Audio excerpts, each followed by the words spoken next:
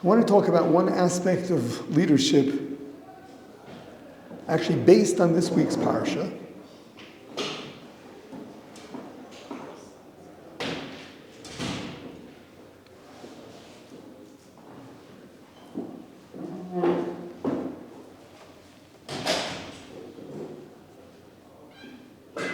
But not only.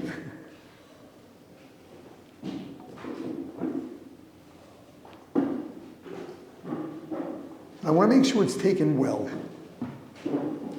taken correctly.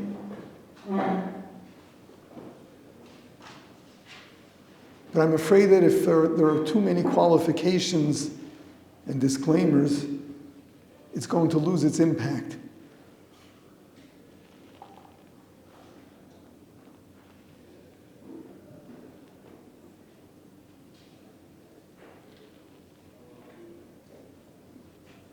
A very important part of leadership is not asking the question, why me?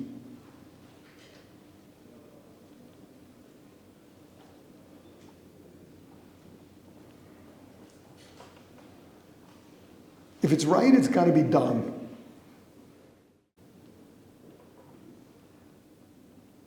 I want to talk about two specific examples of it.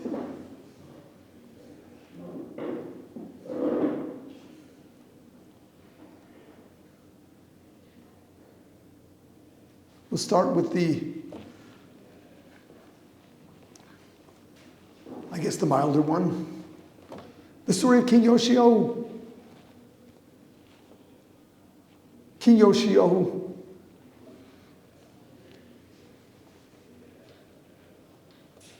He was one of the later kings of Yehuda. The two kings that preceded him, including his father, were wicked. Menashe and Ammon. There was King Yoshiyahu. His son Menashe was wicked, followed by Ammon. Yoshiyahu was brought up in a home that was against everything Jewish.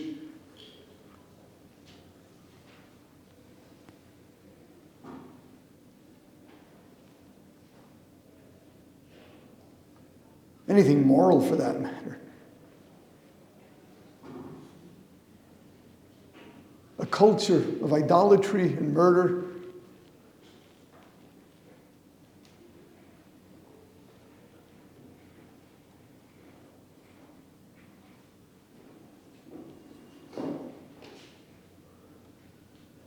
And just understand, Menashe, who was the son of Yoshiyahu, killed his own father-in-law, Yoshiyahu Hanavi.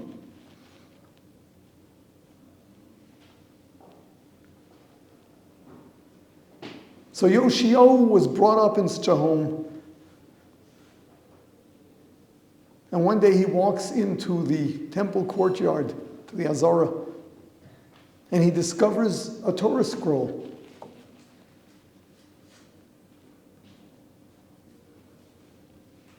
And he opens it. And it's open to the verse, Arura sholo yokim es divrei Torah azos. Cursed is he who does not uphold the Torah.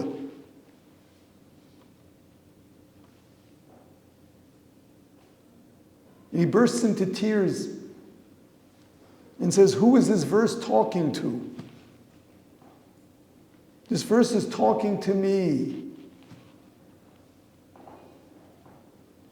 His famous words, Alai L'Hakim, it is for me to uphold, it is for me to restore.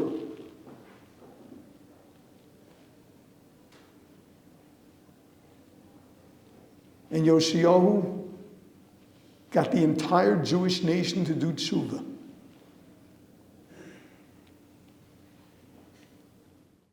That included the 10 lost tribes.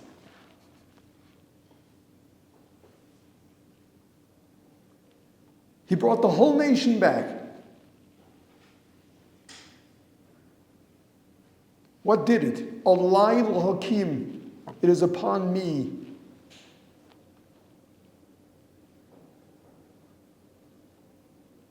There were prophets around.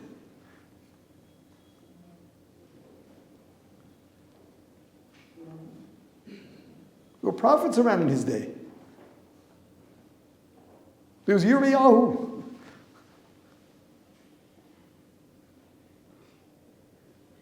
There was a Sanhedrin. There was the Torah leadership.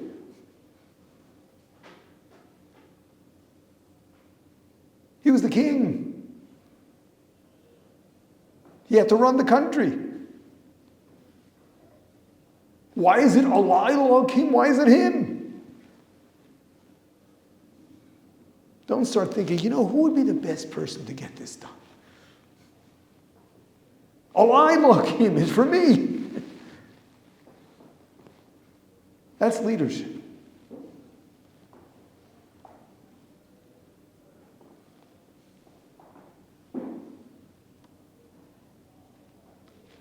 I am sure he did not go from house to house teaching people. I'm sure what he did was he set up a structure for it. But he was the one that did it. Although there were so many other people that one would have expected to be one of the ones responsible for it. He took responsibility. Alai L'Hakim, for me.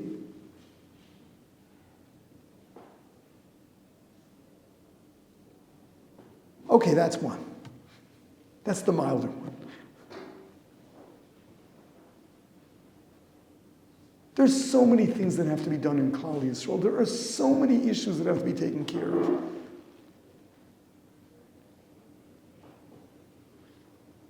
But everyone knows about them. And everyone sort of expects that somebody else is going to deal with them. Alai L'Hakim, that pasuk speaks to every one of us.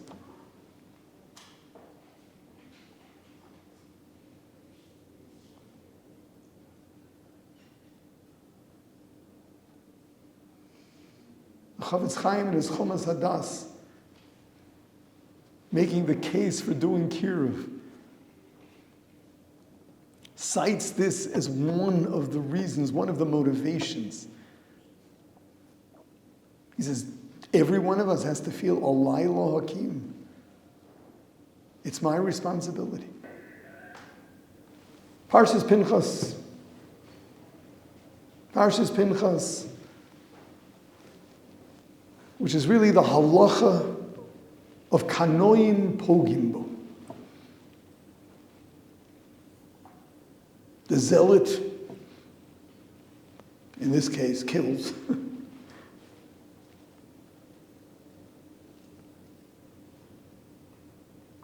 The wicked Bilam tried manipulating the heavens.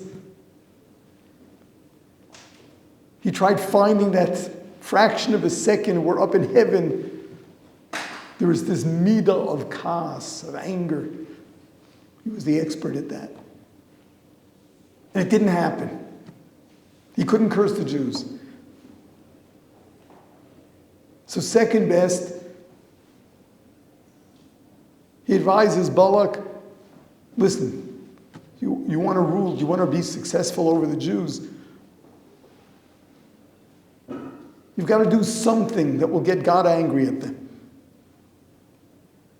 Elokeim Shalela Hashem, he hates immorality. Sonei Zima, he hates immorality. Send your daughters out there and tempt them.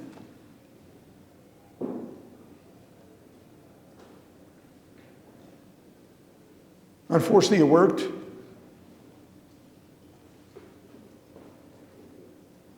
Ultimately, there was a plague. They lost 24,000 Jews.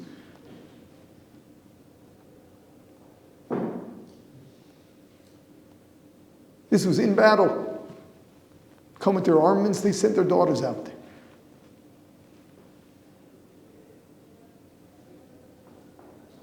But it wasn't just the everyman, the soldiers.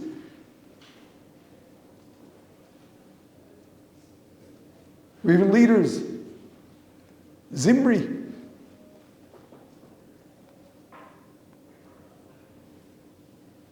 Moshe Rabbeinu, seeing what's going on, was just crying. He felt helpless. Moshe, the Zakanim, they were crying.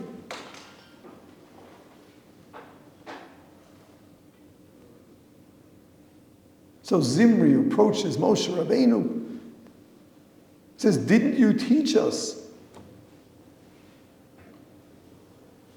in such a situation, kanoim pogimbo, the zealot is to kill? So Moshe tells him, you read the letter, you fulfill it. So you know that, go do it. And Pinchas does that. And that stopped the plague.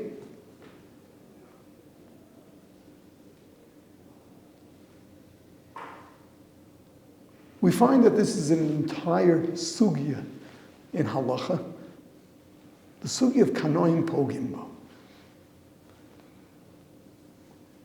We're not discussing murder.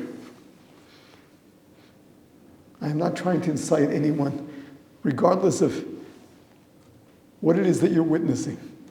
Murder is not the solution. Not in today's world.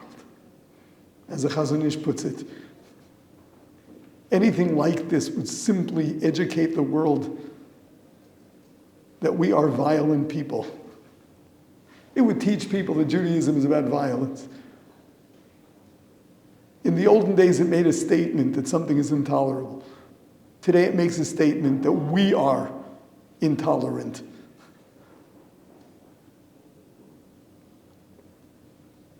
But the concept of a zealot,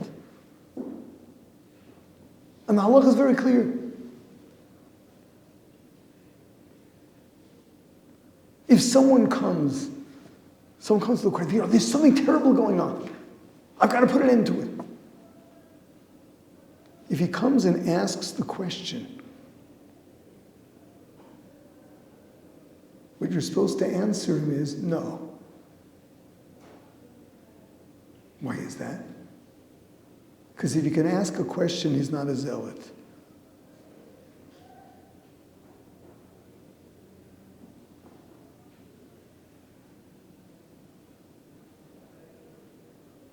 A true zealot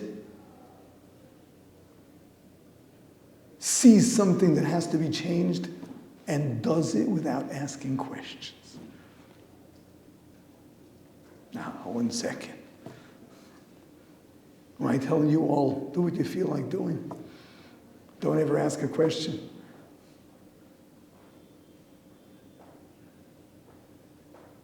No, I'm not saying this about everything. I hope we're giving you a good enough education where you're all level-headed. You're not going to go do crazy stuff in the name of kanoim pogimbo.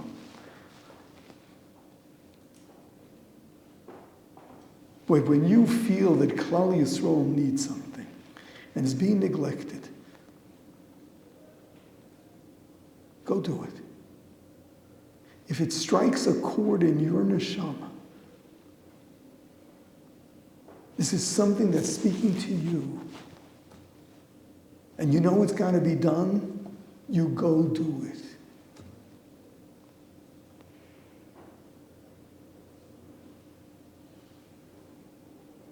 One of the greatest examples of that is the very existence of Aish and the entire Kiruv movement.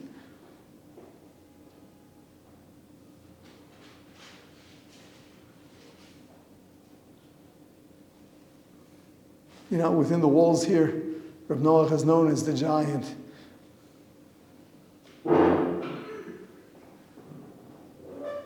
His reputation outside was Noach the Meshugan, the crazy person.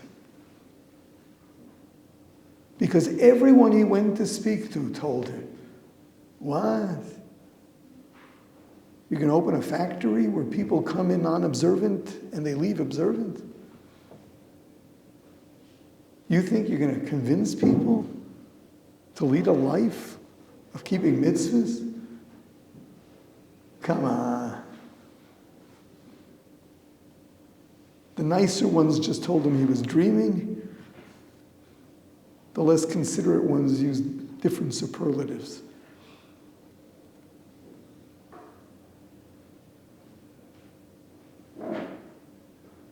He used to say there was one exception.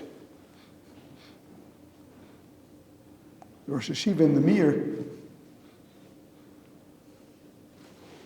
Eliezer Yudah Finkel, not today's, his great-grandfather.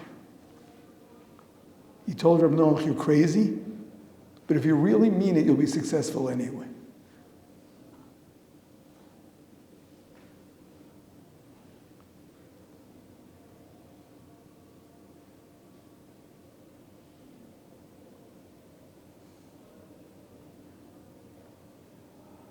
When you know something has to get done,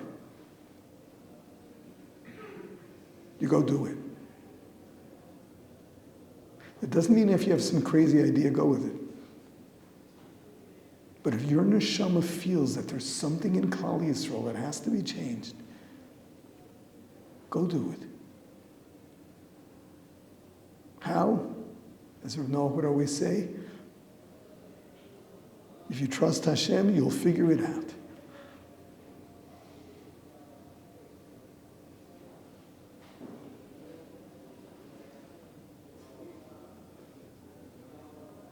I know this sounds a little funny to you, perhaps, what I'm about to tell, because it's part of life. So was Kiruv, but the Beis Yaakov system, formal education for Jewish women, was started by a woman named Sarah Schenirer.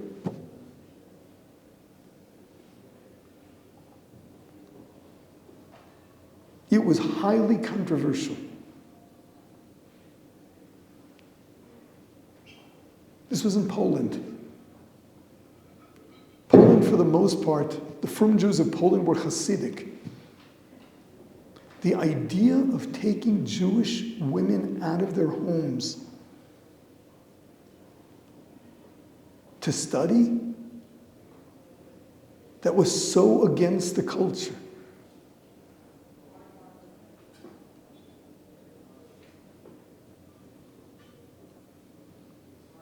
She did it anyway.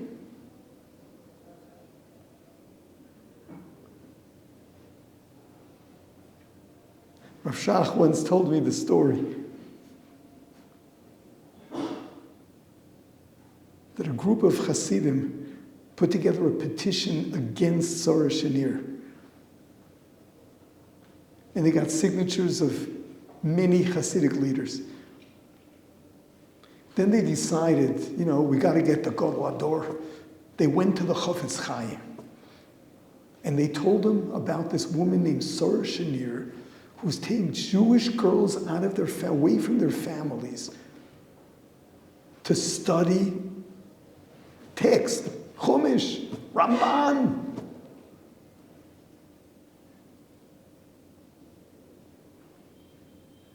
And the Chofetz Chaim says, wow, I want to sign for this. They didn't know what hit them. That's basically what saved her. She would have been excommunicated. It was the Chofetz Chaim's backing after the fact that is responsible for the existence of the Beis Yaakov system today, that there's formal Jewish education for women.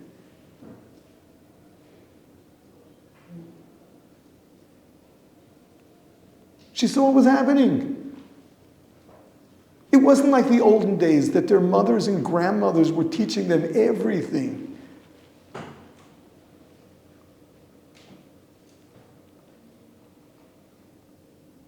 They were leaning towards the Enlightenment. Ignorance was rampant.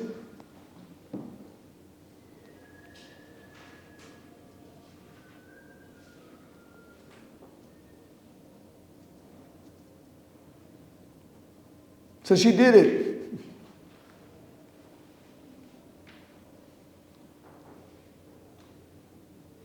So leadership is not just why me. Leadership is you do what you know has to get done, even if everyone says no.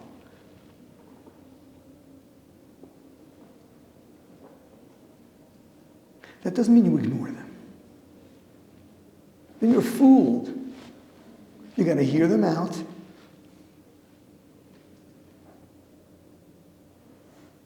You've got to process it. Do your soul searching. And do what's right. You understand why people think this is a dangerous thing to say. There are a lot of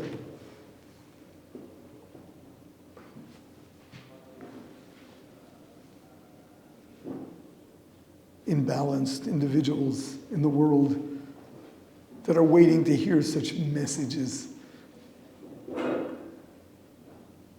and go do crazy things. But I think there are a lot more level-headed human beings that deep down know things have to be done. And they've got to know not to be discouraged and go do them.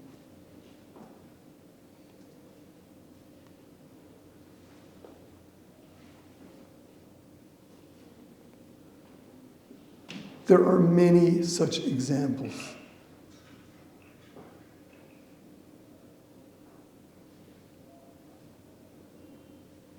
The entire yeshiva system, the Lithuanian yeshiva system,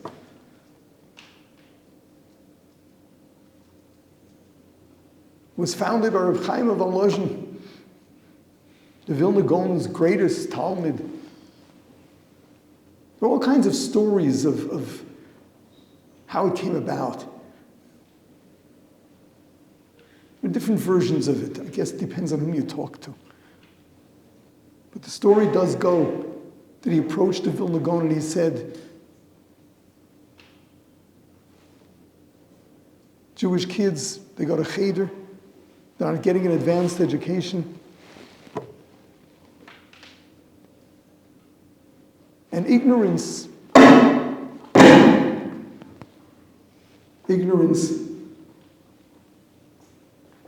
leads to falling into the hands of the maskilim, the Enlightenment movement. The only answer is education. We've got to build yeshivas. The story goes that the Gra 3 times told him no. And then the 4th time he came to the Gra and said, I'm opening a yeshiva. And the Gra gave him a bracha.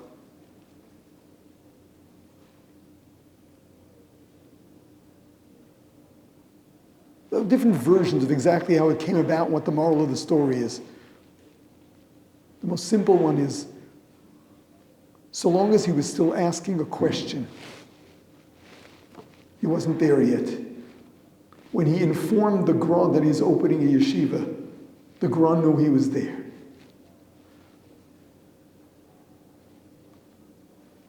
When you realize this has to be done,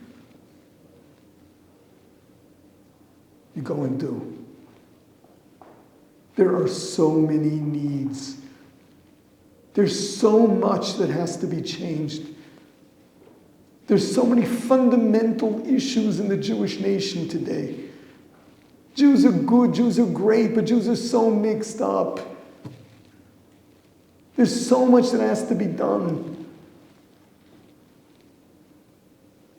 If one of those things just hits you to the core of your neshama, go deal with it. Don't ask questions. Don't allow people to put a damper on it.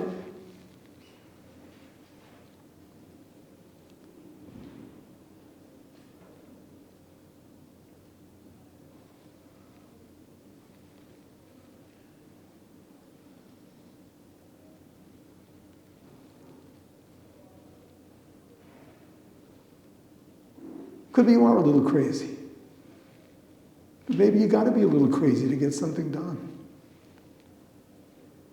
Maybe people that are a little too level-headed, ask too many questions, have too many fears. You got to be courageous. You got to be willing to take risks.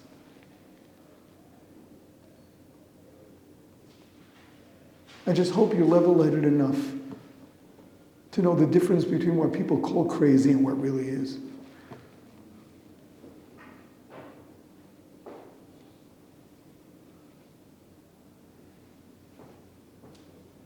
There's so much the Jewish people need today.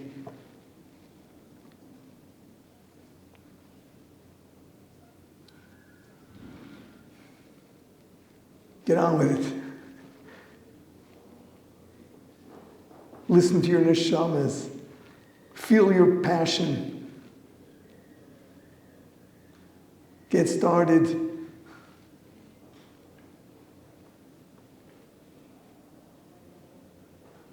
Kal Yisrael has to be saved.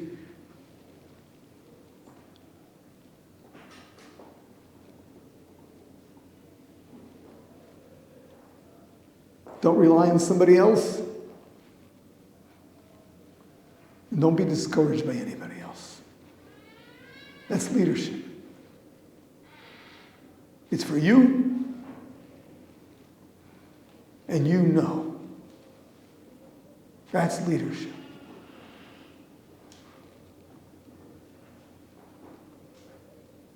You ask too many questions, you're not ready. You're not there.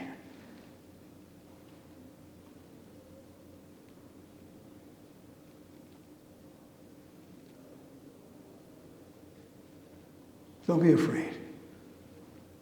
If you're for real, you're not looking to make noise, you're not looking for fame, you're not looking for some excitement. It's coming from the depths of your neshama. Hashem will be with you. Maybe a rough ride, but you'll get there.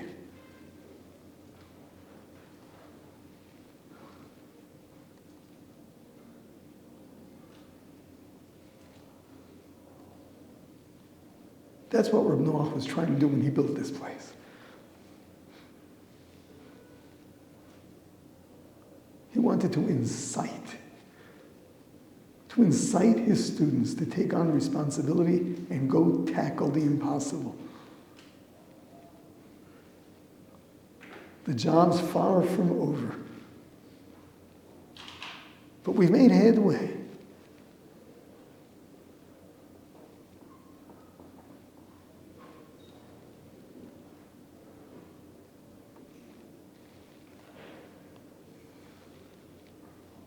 And we need enough of you who are willing to be called crazy, to decide how to go about it and what has to be done, and to take responsibility and go do it. And Hashem should be with everyone.